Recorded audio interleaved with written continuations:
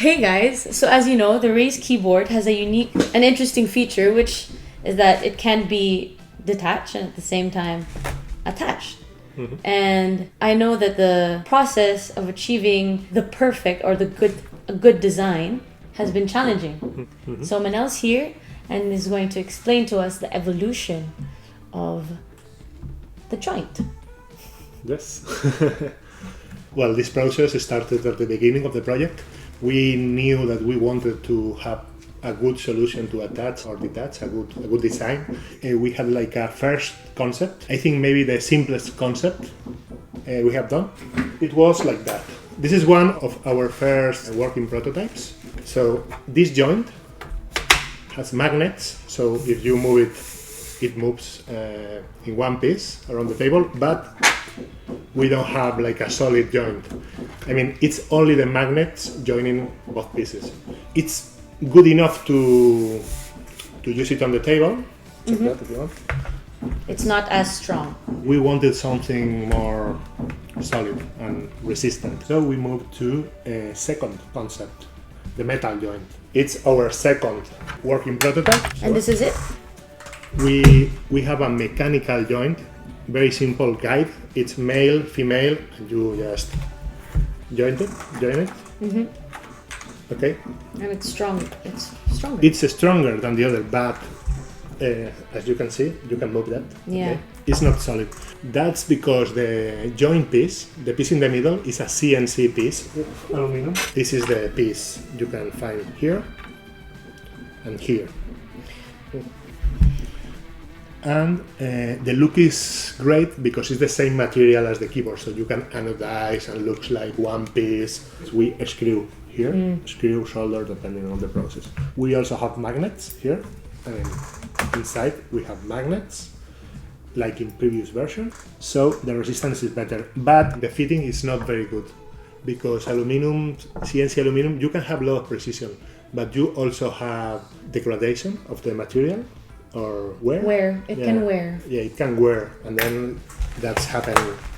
You have this, and it's moving slightly. Okay, so we decided again to move to our next option. Next concept. The third concept is the plastic joint. The plastic joint was, in my opinion, a very cool option, but very difficult to implement properly and very risky with the time because it's plastic. We need to test it. I mean, we have never done that, and there's not a lot of people doing that. So it's like a technical plastic, POM, also called Delrin. And you made this by 3D printing? This is nylon 3D printed. Oh. Yeah, but it's not the final material. It's very difficult to prototype in the final material with the right adjustment. And also when you are injecting that, it's also very difficult to modify the tooling to have the final feeling you really want. So it could be like a nightmare of a lot of iterations with the tooling. So it's very risky for our first batch of this product. Yeah, but it's very light. Yeah, it's very light and it's not expensive when you have the mold. It's just a plastic injection. We were really close to the final objective with this solution. We did first this block just to mount it in the prototype and check the resistance. This is the last prototype we did.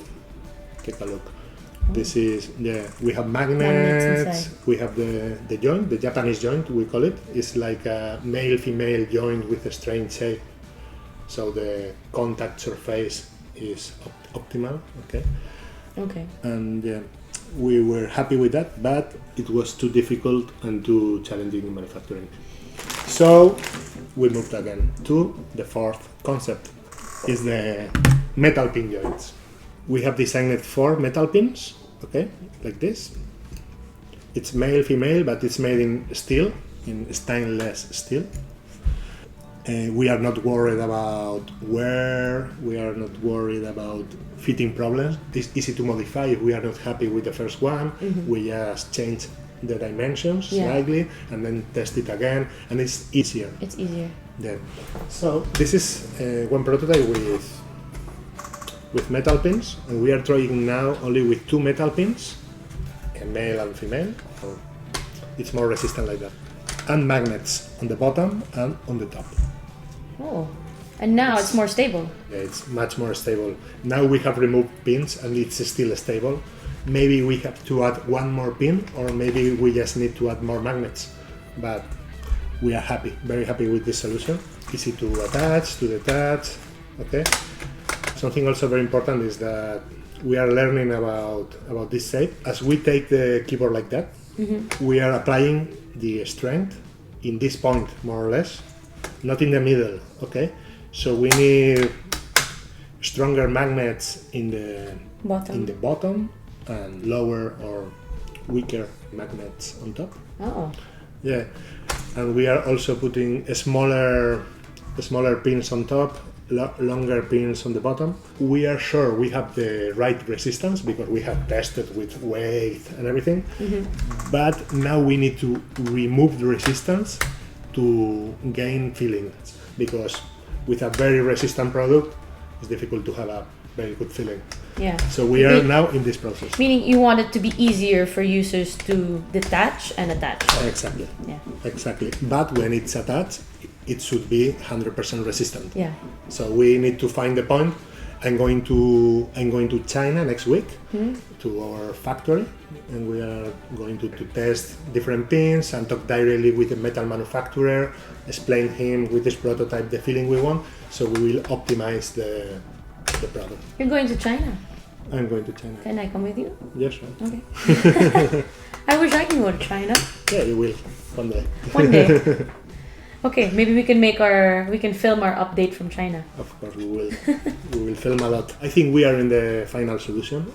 Yeah. I'm pretty sure it will be metal pins. You mentioned all the advantages of using the pins.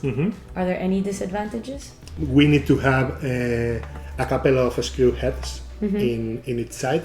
It will be under the keycaps, like here.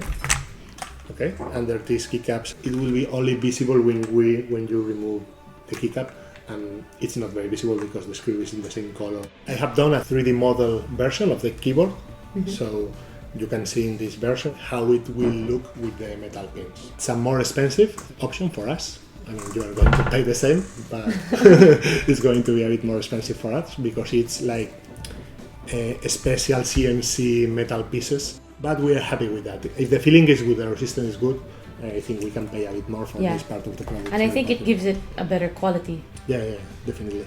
Great. Well, thanks again. If you guys have any questions or any feedback, be sure to leave a comment. And of course, if you're interested and want to see more videos about the Raise development, make sure you subscribe. Okay, thanks guys. Goodbye. Bye. If you're interested to learn more about the Raise keyboard, you can click the subscribe button. Or if you're interested to purchase one of these beauties, you can head over to our website at DYGMA.com.